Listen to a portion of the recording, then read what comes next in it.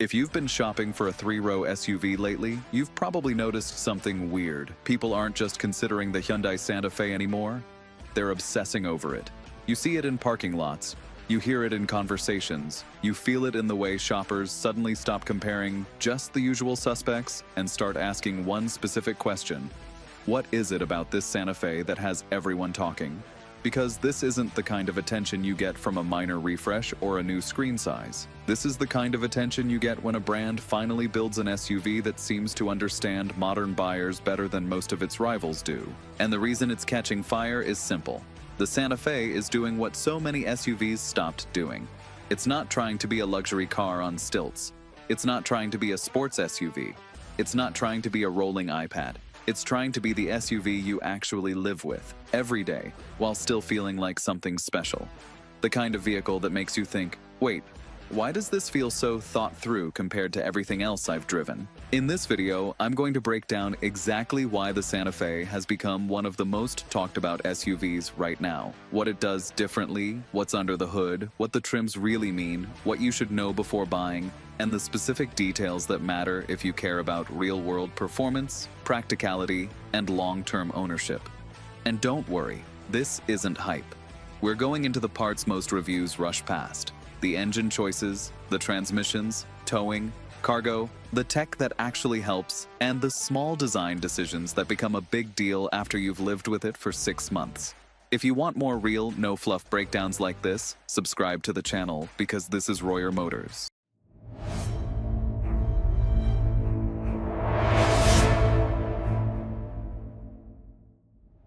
Now, let's get into why people can't stop talking about this SUV.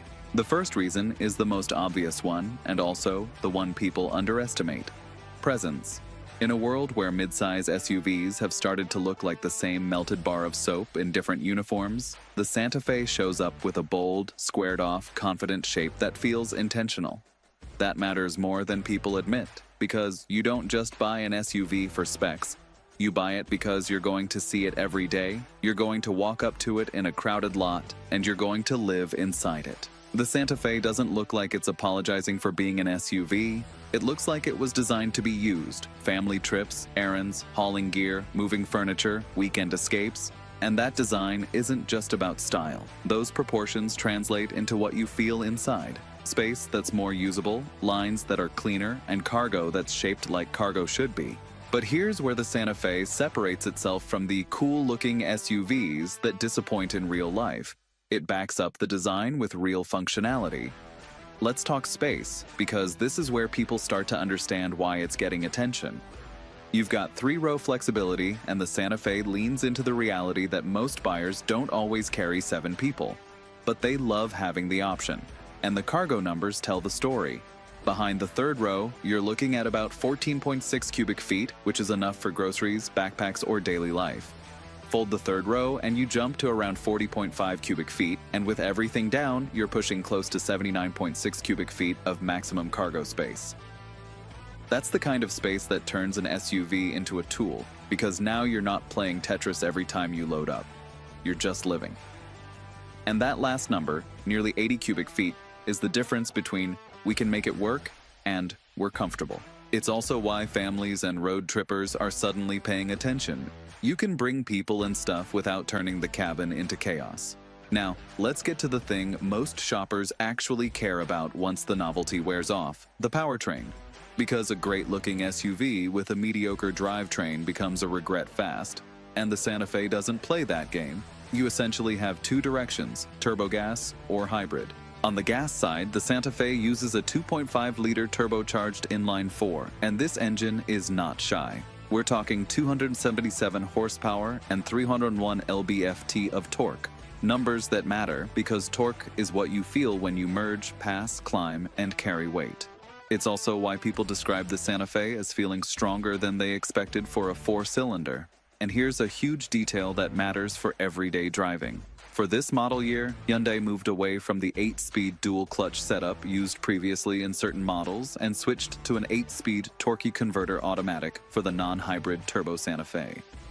That's a big deal. because torque converter automatics are generally smoother in stop-and-go driving, more predictable when creeping in traffic, and they tend to feel more normal to most drivers, especially families who don't want their SUV to feel like it's thinking too hard about every shift. Hyundai made that change following issues and recalls around the earlier dual-clutch setup, and that decision is a big part of why buyers feel more confident now. The brand didn't just ignore feedback.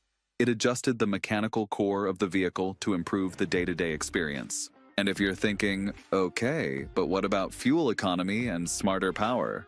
That's where the hybrid comes in. The Santa Fe hybrid pairs a turbocharged 1.6-liter four-cylinder with an electric motor, and the combined output is about 231 horsepower. Now, on paper, the hybrid is less powerful than the 2.5 turbo gas model, but the experience is different. Hybrids deliver torque in a way that often feels instant and smooth around town, and they shine in the exact situations families deal with most: stoplights, traffic, school runs, errands, and constant short trips. And when you look at combined fuel economy figures shoppers are seeing in listings and specs, the hybrid is landing around the mid-30s combined in many configurations, numbers that make a big difference when gas prices don't care about your budget. That's why you're seeing so many people say the same thing. The hybrid just makes sense. But the Santa Fe isn't getting talked about just because it has good engines. It's getting talked about because Hyundai built a drivetrain strategy that matches real buyers. Want stronger towing and punch? The 2.5 turbo is your lane. Want efficiency and smoothness? The hybrid is your lane. That clarity matters because so many competitors force you into awkward trade-offs or weird trim restrictions. Now let's talk capability, because this is where the Santa Fe quietly surprises people. If you've ever owned a 3-row SUV, you know the dirty secret. Many of them look capable, but the moment you add passengers, gear, and a trailer, they start to feel stressed. The Santa Fe doesn't. Properly equipped, the Santa Fe can tow up to 4,500 pounds in certain trims and setups. And that number is the difference between we can tow a small utility trailer and we can tow something meaningful. A small camper, a couple of jet skis, a medium boat, or a heavier load without constantly feeling like you're pushing the vehicle beyond what it wants to do.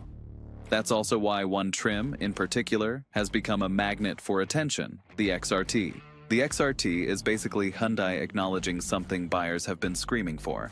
Give me a version that looks tougher, sits higher, and is ready for real weekend life. The XRT adds all-terrain flavor and extra clearance, about 1.3 inches more ground clearance compared to standard setups, and it's designed for people who don't want a hardcore rock crawler but absolutely want to feel confident on dirt roads, rough trails to campsites, uneven terrain, and bad weather. It's also built for the buyer who likes the idea of adventure without sacrificing daily comfort. That's a key point. The Santa Fe doesn't punish you for picking capability. You still get a comfortable, quiet SUV, but now it looks and feels ready for more. And that's where the Santa Fe becomes something most mid-size SUVs aren't. It becomes a choose-your-character vehicle, not in a gimmicky way, in a what life do you actually live way. You've got trims that focus on value, trims that focus on comfort, trims that lean into rugged, and trims that basically aim for premium without jumping into luxury brand pricing. Which brings us to the next reason people can't stop talking about it. The Santa Fe is loaded with the kind of technology that actually improves your life, instead of tech that just looks cool in a review. You'll see features like digital key, available higher-end conveniences like premium audio, and modern displays that feel current. In some markets and configurations, you'll see setups like dual 12.3-inch displays, one for the gauge cluster and one for navigation infotainment, giving the cabin a clean, wide, modern feel. The point isn't, look, screens. The point is that the interior feels like it was designed by people who use cars, not just people who photograph them. And let's talk about usability, because this is where Hyundai is earning trust. A lot of brands have gone all in on burying basic controls inside touch menus. That's fine until you're driving at night in the rain and you just want to adjust the climate without taking your eyes off the road. The Santa Fe has been praised for keeping key functions more intuitive, and that matters because the best tech is the kind you don't have to fight. Now, safety. This is another reason the Santa Fe keeps popping up in serious conversations, not just social media hype. Safety ratings and crash performance matter, especially in a family SUV. And in the IIHS testing context, the Santa Fe's structure and crash performance results show it competing in the real world of modern crash standards, with ratings that apply across model years in this generation. If you're shopping for a 3-row SUV, you're not just buying comfort, you're buying protection. This is exactly why people talk about the Santa Fe like it's a smart choice, not just a trendy one. But here's the part most channels won't say clearly, and I will. The best way to buy a modern SUV is to be informed about recalls and updates. Not because you should be paranoid, but because being informed turns you into a stronger buyer. Hyundai has had recalls affecting some Santa Fe model years for issues like a crash-related fire risk scenario tied to a starter motor cover installation on certain non-hybrid vehicles. And there was also a later recall reported for some Santa Fe and Santa Fe hybrid vehicles related to rear-view camera installation concerns. The key takeaway isn't fear. The key takeaway is power. When you're shopping, new or used, you check the VIN, you confirm recall work has been completed, and you buy with confidence. That's how you win in the real world. And honestly, the fact that these issues are openly documented and addressed is part of what separates mature ownership from impulse buying. Now let's talk money, because this is where the Santa Fe becomes dangerous, in a good way. The pricing range is one reason it dominates conversations. It starts in the mid-30,000s and climbs into the 40,000s and low 50,000s depending on trim and powertrain, which means it's playing in the exact battlefield where most families are shopping. But here's the twist. The Santa Fe often feels like it costs more than it does, especially in upper trims. That's what makes people talk. They drive it, they sit in it, they use it for a week, and they start doing that thing where they look at rivals and go, wait, why am I paying more for less space, less style, or less value? And trims matter here more than usual. You've got accessible entry trims that still give you modern safety and connectivity, then you step up into better comfort and convenience, and eventually you reach premium trims like calligraphy-style setups where you're getting the full experience. More upscale materials, stronger feature packaging, and the kind of cabin vibe that makes you forget you're not in a luxury badge. That's exactly why people can't stop talking, because the Santa Fe lives in that sweet spot where you don't feel like you settled. Let's also talk about something that's not flashy, but it's the reason many buyers become repeat customers: warranty coverage and peace of mind. Hyundai's brand identity in the US has been built around making people feel protected, especially buyers who keep cars for a long time and don't want surprise costs. When you combine that ownership confidence with a platform that's practical, powerful, and stylish, you get a vehicle that spreads through word of mouth. People don't recommend vehicles because a reviewer told them to. They recommend vehicles because their friend bought it, loved it, and started telling everyone at work that it's the best SUV decision they've made in years. And then there's driving feel. The Santa Fe isn't trying to be a sports car, it's trying to be confident, comfortable, and stable, especially on the highway where families spend real time. And that matches what you see in performance testing. The non-hybrid turbo Santa Fe has posted a 0-60 mph time in the low 6-second range in some testing contexts, which is quick for a practical 3-row SUV. The hybrid is slower but still perfectly usable for normal life. And for many buyers, the smoother, more efficient feel is the entire point. Now here's the question you should ask yourself if you're shopping. What kind of Santa Fe buyer are you? Because this SUV is getting talked about precisely because it fits multiple buyer profiles without feeling compromised. If you're the "I want one vehicle that does everything" person, commuting, family, road trips, hauling, you'll love the space, the cabin logic, and the way it doesn't feel overwhelmed by real life.